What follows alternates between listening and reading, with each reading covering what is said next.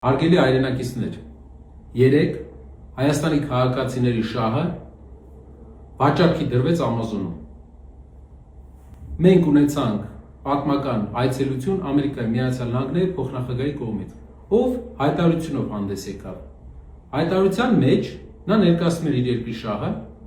եւ արեց հայտարարություն, որը մեր կառավարության թարգմանիչները հատուկ թարգմանեցին այսպես. Սկզբնական 5 միլիարդ մոտ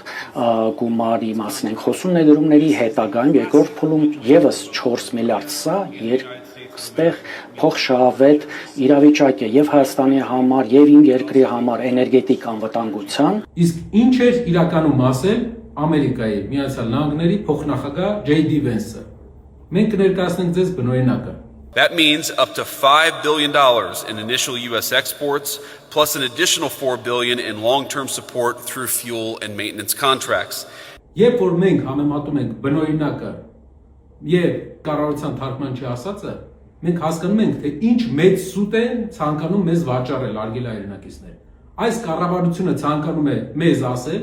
որ Ամերիկայի Միացյալ Նահանգներից գնելով 9 միլիարդ դոլարի սարքավորումներ եւ տալով 9 միլիարդ դոլարի գործարք Ամերիկայի Միացյալ Նահանգներին, նա